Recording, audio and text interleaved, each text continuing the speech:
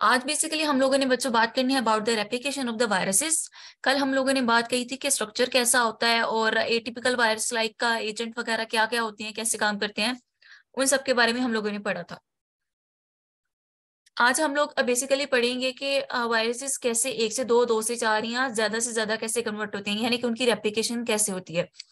अब इसमें जो हम लोग अपने बुक में पढ़ेंगे ना, तो वो हम लोग दो तरीके से पढ़ेंगे। एक लोग हम लोग पढ़ेंगे कि जो इसका ग्रोथ कब होता है ना, उसके बारे में पढ़ेंगे। नंबर टू पे हम लोग इसका पढ़ेंगे लाइफ साइकिल के बारे में, यानी कि किस टाइम पे क्या काम हो रहा होता है। ठीक है, इस दो हिसाब से पढ़ेंगे। नंबर वन पे हम लोग चलते हैं वायरस की ग्रोथ कर्व के बारे में। अब यहाँ पे बच्चों एक आपको चार्ट सा बना नजर आ रहा है, ठीक है, जिसमें ये थोड़ी सी लकीरें खींची गई हैं। अब ये बच्चों ये जो एक्स एक्सिस है ना, वहां पे टाइम दिखाया गया है, ठीक है। और जो वाई एक्सिस है ना, उस पे आप लोगों को नजर आ रहा है कि विरियन पर सेल। अब नंबर वन पे कैसे स्टार्ट होगा। अब इस वाला जो इन लोगों ने ये चार्ट लिया ना, ठीक है, जो एक कर्व बनाया है, उसमें क्या है कि स्टार्टिंग में जब एक सेल है, एक सेल को ये जो एक है ना वायरस, उसने इन्फेक्ट किया है, यानी कि वन वेरियोन था पर सेल। कितना वेरियोन पर सेल था? एक। अब इस एक वेरियोन ने एक सेल को इन्फेक्ट किया है और फिर उसने क्या किया, खुद को रेप्लिकेट करवाया है, और इन द एंड आपको यहाँ पे क्या नजर आ रहा है, कितने वेरियोन बन गए हैं पर सेल? 100। यानी कि अंदर कितने घुसे थे? एक। अब बाहर कितने निकले हैं? 100। अंदर कितने बन गया, उसकी करते करते रेप्लिकेशन होते हुए 100। तो ये इन लोगों ने इसके हिसाब से लिया, और इसको 100 तक क्वांटिटी पहुंचने में टाइम कितना लगा है? 10 घंटे। ठीक है, यानी कि एक वायरस ने, एक वेरियोन ने एक सेल को इन्फेक्ट किया था, और उसके बाद वो अपना सारा रेप्लिकेशन का काम करते हुए 10 घंटे का टाइम लगा के उसने एक से कितने बना लिया आगे? 100। ठीक है। अब हर एक वायरस जो है उसका ये टाइम जिसमें वो अपना जो कंप्लीट साइकिल कर लेता है, वो डिफरेंट है। ठीक है, हर एक का अपना डिफरेंट है, कोई कितने टाइम में करता है, कोई कितने टाइम में करता है। लेकिन यहाँ पे जो हमारे पास कर्व बनाया गया है, फिगर में आपको नजर आ रहा है, उसमें उन लोगों ने क्या दिखाया गया है? 10 घंटे लगते हैं। अब एक्स एक्सिस की बात कर ली, वाई एक्सिस की बात कर ली, कि क्या कुछ नजर आ रहा है। अब क्या हुआ कि स्टार्टिंग में एक वायरस ने क्या किया, सेल को इन्फेक्ट किया। अब जब वो सेल वायरस क्या करेगा, सेल को इन्फेक्ट करेगा, तो उसके बाद क्या होगा कि जो वायरस है ना, वो अपने आप को अनकोड करेगा, और सिर्फ उसका न्यूक्लिक एसिड सेल के अंदर रहेगा। ओके। जब सिर्फ उसका न्यूक्लिक एसिड इस टाइम सेल के अंदर है, तो क्या पूरा वायरस उस टाइम सेल के अंदर नजर आएगा कि नहीं?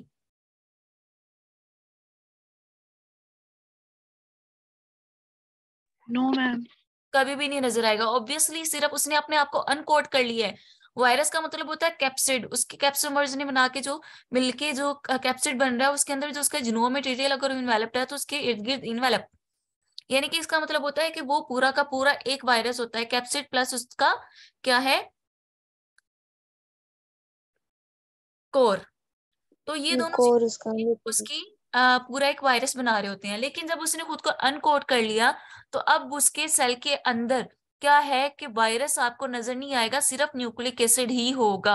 उस वायरस का सिर्फ न्यूक्लिक एसिड ही होगा।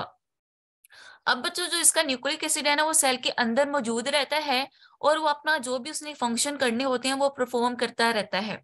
और ये सारा का सारा न्यूक्लिक एसिड जो हमें नजर आ रहा है ना इस टाइम सेल में, वो ये डॉटेड लाइन से दिखाया गया है, जो कि इस टाइम सेल के अंदर इसका न्यूक्लिक एसिड मौजूद है, और वो अपना काम बखूबी सर अंजाम दे रहा है।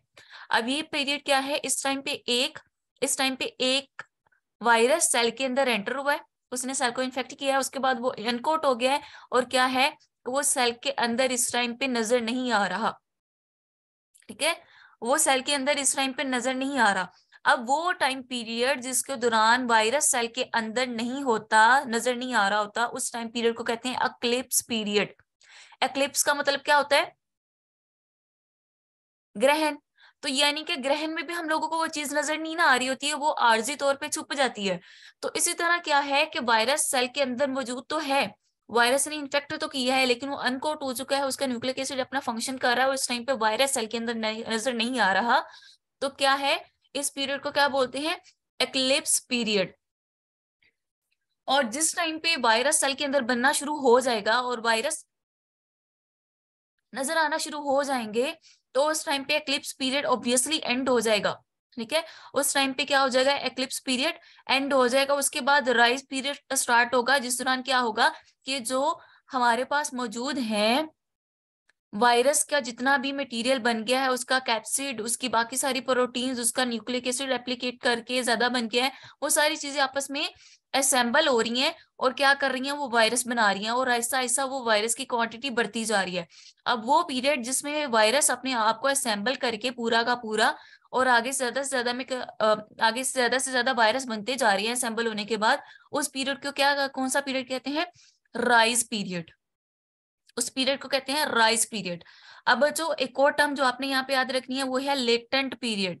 ठीक है, लेटेंट पीरियड क्या है कि जब इन्फेक्शन हुआ, अब इन्फेक्शन की यहाँ पे क्या मतलब है कि जब वायरस सेल को अंदर घुस गया, वायरस के सेल के अंदर घुसने के फिनोमेना क्या है, इन्फेक्शन। वो वाला पीरियड जब वायरस ने सेल के अंदर घुसा था, उस वाले पीरियड से लेके जब वायरस सेल से बाहर निकल आया है, वायरस क्या है उस सेल से बाहर निकल आया, इधर वो बर्स्ट करके निकला है या फिर वो बडिंग करके सेल में से बाहर आया है, जब उस सेल से बाहर नजर आना शुरू हो गया है तो उस पीरियड को क्या कहेंगे, लेटेंट पीरियड। उस पीरियड को क्या कहेंगे, लेटेंट पीरियड। एक्लिप्स पीरियड क्या था कि जब वायरस हमें सेल के अंदर नजर नहीं आ रहा होता, उस पीरियड को कहते हैं एक्लिप्स पीरियड। राइज पीरियड कौन सा हो गया, जिस टाइम पे वायरस खुद को सैंपल करके अपनी नंबर को बढ़ा रहे होते हैं, वो हो गया राइज पीरियड। और लेटेंट पीरियड क्या है, लेटेंट पीरियड वो पीरियड है जिस टाइम पे इन्फेक्शन हुआ था उस टाइम से लेके जब हमें वो एक्स्ट्रा सेलुलर नजर आना शुरू हो जाएगा, जब वो सेल से बाहर निकल आएगा वायरस, तो जब उनके पेरेंट्स सेल से बाहर नजर आएगी तो उस पीरियड को क्या कहते हैं, लेटेंट पीरियड। अब स्टार्टिंग वाली वही बात कि स्टार्ट कितने से हुआ था, 1 से, और एंड पे क्या है, 100। तो 100 क्या है बच्चों, इसका बर्स्ट साइज है कि एक सेल के अंदर एक वायरस से कितने सेल आगे वायरस बन रहे हैं। इस नंबर को क्या कहते हैं, बर्स्ट साइज। इस नंबर को क्या कहते हैं, बर्स्ट साइज कहते हैं। आगे बच्चों हम लोगों ने जो पढ़ना है वो ये है कि जब एक वायरस सेल को ऊपर अटैक करता है, सेल को इन्फेक्ट करता है, तो वो क्या करता है कि सेल को मोर्फोलॉजिकली चेंज करता है। ठीक है, इधर वो उसका फंक्शन भी चेंज कर सकता है, यानी कि जब वो लेटेंट पीरियड की तरफ जा रहा होगा ना अपना, जब उसने सेल के अंदर अच्छे खासे वायरस की क्वांटिटी जमा हो चुकी है, तो उसके बाद क्या होगा, वो सेल को बर्स्ट करेगा। ठीक है, तो उसने बर्स्ट करके बाहर आना है, अगर वो बर्स्ट करने वाला सेल है। ठीक है, अगर वो नॉन इनवेलप्ड है तो वो बर्स्ट करके बाहर आएगा। तो उस टाइम पे क्या होगा कि सेल के अंदर सेल की मॉर्फोलॉजी भी चेंज हो गई होगी और सेल का फंक्शन भी चेंज हो रहा होगा। तो इस वाली चेंजेस को क्या कहते हैं, साइटोपैथिक अफेक्ट। अब साइटोपैथिक पैथिक अफेक्ट जब होते हैं ना, तो इन द एंड करते करते क्या होता है कि सेल लाइस हो जाता है और इन द एंड क्या हो जाएगा, सेल लाइस होने के बाद सेल की डेथ हो जाएगी। अब बच्चों लाइट माइक्रोस्कोप में हम लोगों को वायरसेस नजर आ सकते हैं,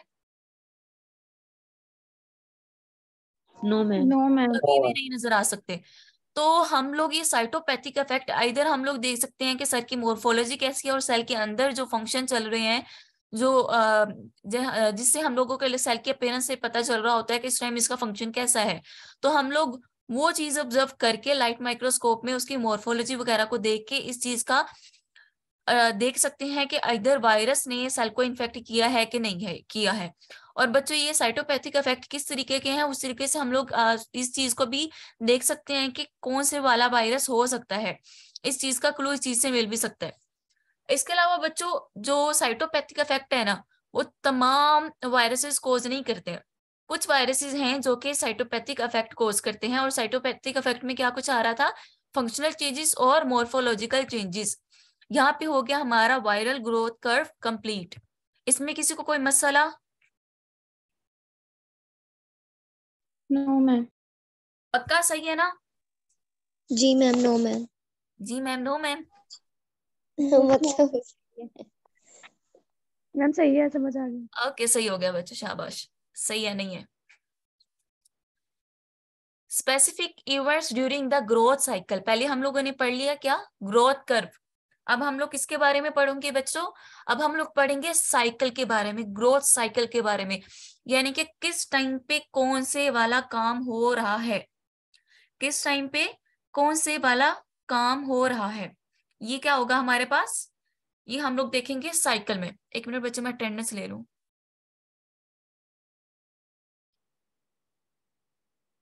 अच्छा, सही हो गया।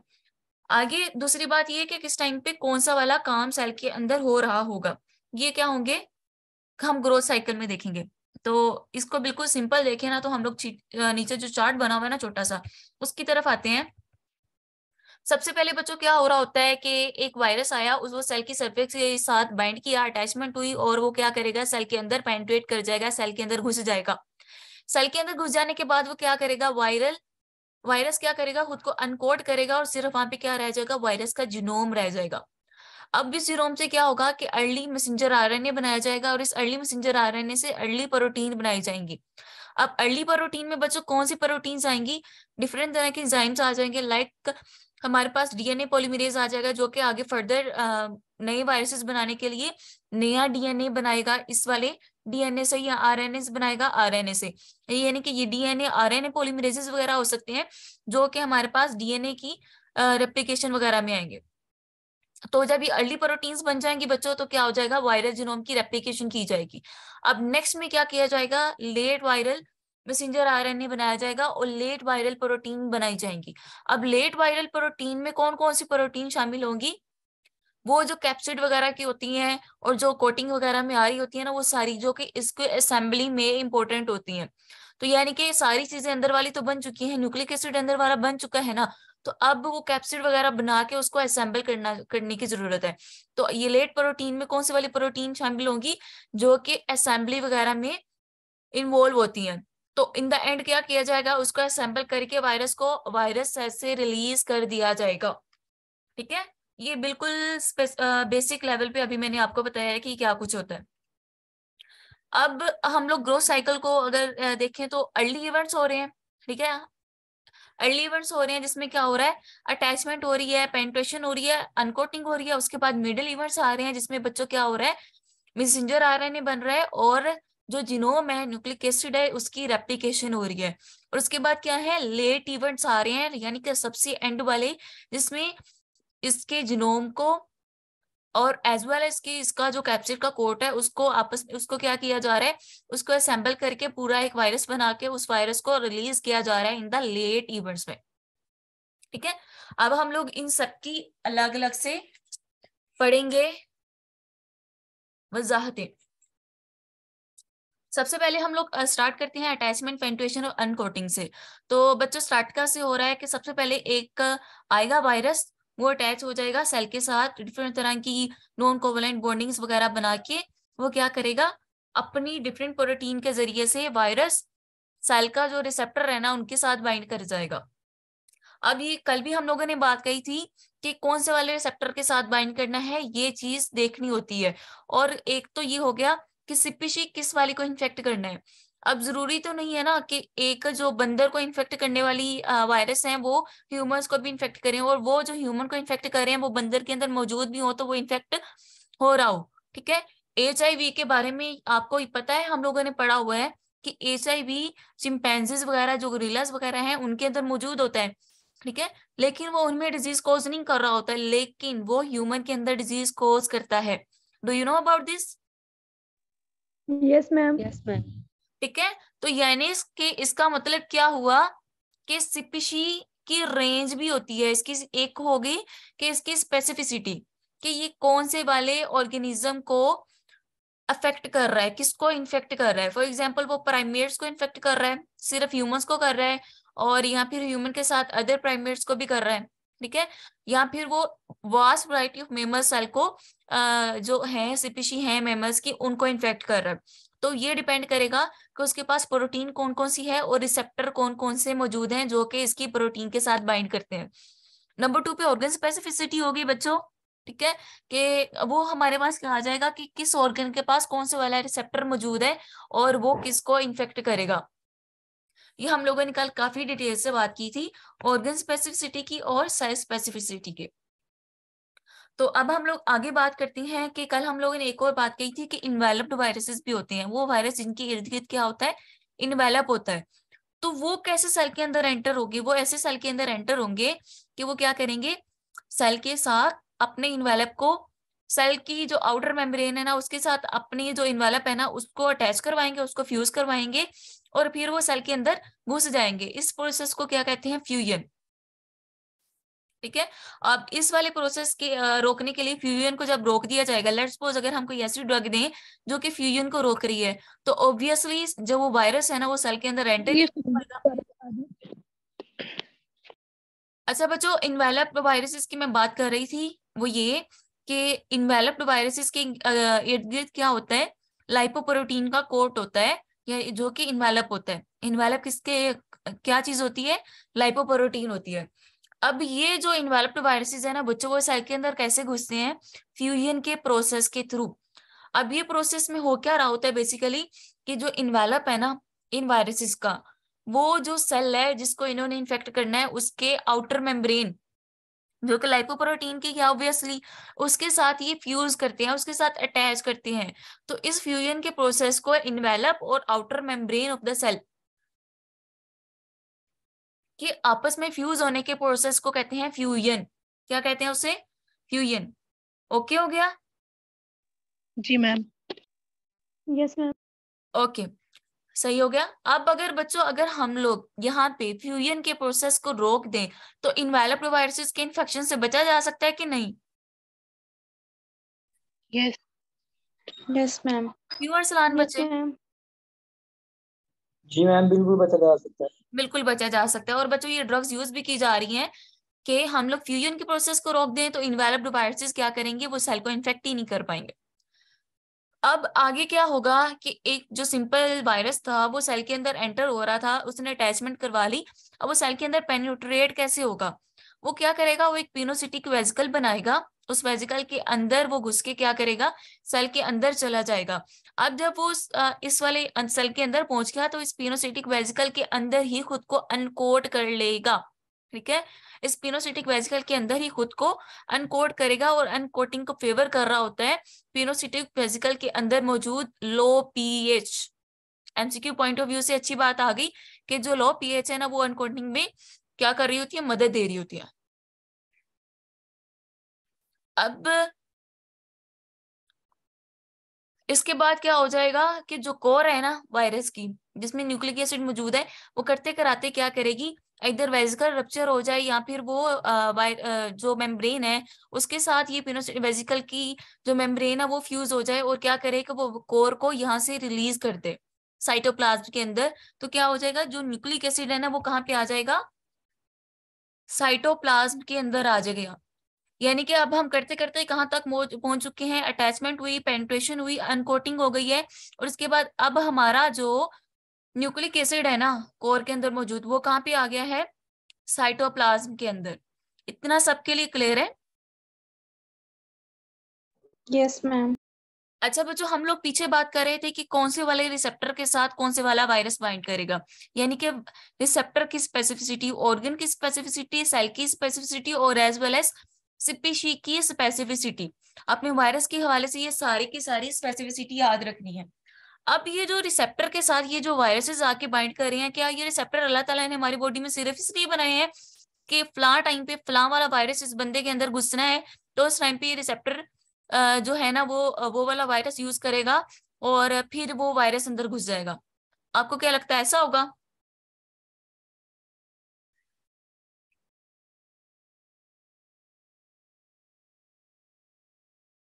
पता नहीं मैम। पता नहीं, अरसलान बेटा आप क्या कहते हो। मैम क्वेश्चन लाइनली रिपीट कीजिएगा। नहीं, ऐसा बिल्कुल भी नहीं होता। अब ये जो रिसेप्टर है ना बच्चों, वो आम रूटीन में अपने आम काम कर रहे होते हैं। ठीक है, आम रूटीन में वो अपने रोजमर्रा के काम सारे अंजाम दे रहे होते हैं। फॉर एग्जांपल HIV का रिसेप्टर क्या है, CD4 पॉजिटिव प्रोटीन जो सेल की सरफेस के ऊपर मौजूद होते हैं, CD4 के रिसेप्टर होते हैं। और आपको पता है ना, इम्यूनोलॉजी में हम लोगों ने पढ़ा है कि CD4 का काम क्या होता है, MSC क्लास 2 को साथ बाइंड करके T cell, helper T cell को एक्टिवेट करवाना होता है। यानी कि वो रोजमर्रा के अपने काम बखूबी अंजाम दे रहे होते हैं। लेकिन ये वायरसेस इसी तरह के रिसेप्टर को, जो कि आम रूटीन में सेल की सरफेस के ऊपर अपने आम काम सर अंजाम दे रहे होते हैं, उन्हीं रिसेप्टर को यूज करते हैं। जैसे कि रेबीज वायरसेस क्या है, वो एसिटाइलकोलिन के रिसेप्टर के साथ बाइंड करता है, और एसिटाइलिन क्या है, न्यूरोट्रांसमीटर है। अगर ये काम नहीं करेगा तो क्या डिजीज हो जाएगी पर्सन को? Myasthenia gravis. हाँ जी, ठीक है। तो यानी कि ये जो रिसेप्टर ये वायरसेस यूज कर रहे हैं, वो अपनी आम लाइफ में अपने रोजमर्रा के काम सर अंजाम दे रहे होते हैं। अब सही हो गया, क्लियर हो गया? जी मैम। Yes ma'am. आज अस्मा बताएगी। अस्मा बच्चे क्लियर हो गया? जी मैम हो गया। ओके बेटा, अच्छा यहां तक हो गया। आगे हम लोग पढ़ते हैं इन्फेक्शियस न्यूक्लिक एसिड। किसी को थोड़ा सा अंदाजा हो रहा है कि इन्फेक्शियस न्यूक्लिक एसिड से क्या मुराद होगी? मैम वो न्यूक्लिक एसिड जो इन्फेक्शन कॉज करेगा सेल के अंदर जाके। हाँ जी, सिर्फ एक न्यूक्लिक एसिड, हम लोग उसकी बाहर वाले कोट की बाकी चीजों की बात नहीं कर रहे, हम लोग सिर्फ बात कर रहे हैं न्यूक्लिक एसिड की। ठीक है, सिर्फ एक वो न्यूक्लिक एसिड जो कि क्या है, सिर्फ प्योरीफाइड डीएनए या सिर्फ आरएनए। ठीक है, वायरस के अंदर सिर्फ एक टाइम पे सिर्फ एक ही चीज मौजूद होती है ना, यहाँ सिर्फ डीएनए मौजूद होगा, यहाँ सिर्फ आरएनए होता है। ठीक है, तो प्योरीफाइड डीएनए या फिर आरएनए, किसी भी किस्म की प्रोटीन के बगैर प्योरीफाइड डीएनए या आरएनए, जो कि क्या कर सकता है कि सेल के अंदर घुस के सेल को इन्फेक्ट करके अपना सारा का सारा पूरा वायरस का पार्टिकल कंप्लीट जनरेट करवा सकता है, उसको कहते हैं इन्फेक्शियस न्यूक्लिक एसिड। ठीक है, अब वो प्योरीफाइड जीनोम इधर वो डीएनए है वायरस का या फिर वो वायरस का आरएनए है, जो कि सेल के अंदर घुस के क्या करेगा, अपना तमाम का तमाम ग्रोथ साइकिल कंप्लीट करेगा और इन द एंड क्या है, अपना पूरा वायरस पार्टिकल बना लेगा। उसको क्या कहते हैं, इन्फेक्शियस न्यूक्लिक एसिड। उसे क्या कहते हैं, इन्फेक्शियस न्यूक्लिक एसिड। अब बच्चों इस इन्फेक्शियस न्यूक्लिक एसिड के कुछ फवाइद भी हैं। नंबर 1 पे तो हम लोगों को ये बात इससे पता चलती है कि जो न्यूक्लिक एसिड है ना, वो सेल का जेनेटिक मटेरियल है, ना कि किसी किस्म की प्रोटीन जेनेटिक मटेरियल है। नंबर 2 पे क्या है कि जो हम लोगों ने पीछे बात कही थी ऑर्गन स्पेसिफिसिटी की, सेल स्पेसिफिसिटी की, और हम लोगों ने बात कही थी स्पीशी की स्पेसिफिसिटी की, तो वो किसकी वजह से हो रही होती है, वो डिफरेंट प्रोटीन्स की वजह से हो रही होती है ना। कल हम लोगों ने ग्लाइकोप्रोटीन की बात कही थी, तो उन वाली प्रोटीन के जरिए से आउटर प्रोटीन जो मौजूद होती हैं वायरस के ऊपर, वो क्या कर रही होती है ना, डिटरमिन कर रही होती हैं कि किस रिसेप्टर के साथ बाइंडिंग करनी है। याद है कि नहीं याद? Yes ma'am. Yes ma'am. Okay, तो अब जब वो चीजें रही नहीं है सेल के ऊपर, सिर्फ एक न्यूक्लिक एसिड है, तो क्या वो वाली स्पेसिफिसिटी रहेगी? No ma'am. नहीं रहेगी। अब फॉर एग्जांपल एक पोलियो वायरस है ना, वो सिर्फ प्राइमेट सेल को इन्फेक्ट कर रहा था। ठीक है, और जो नॉन प्राइमेट सेल है ना, उनके अंदर वो इन्फेक्शन कोज नहीं कर रहा था। ठीक है, वो उनके अंदर नहीं जा पा रहा था। लेकिन अगर सिर्फ उसका इन्फेक्शियस न्यूक्लिक एसिड क्या है दिया जाए, तो वो प्राइमेट और as well as non primate cell दोनों को इन्फेक्ट करेगा और उनके अंदर क्या करेगा, पूरा का पूरा अपना विरियन बना लेगा। अब जब इस वाले इन्फेक्शियस न्यूक्लिक एसिड से जो नया बना है विरियन, पूरा वायरस का पार्टिकल बना है, उसकी स्पेसिफिसिटी कौन सी होगी, जो कि उस पोलियो वायरस की अपनी असल वाली स्पेसिफिसिटी थी। ये बात समझ आ गई?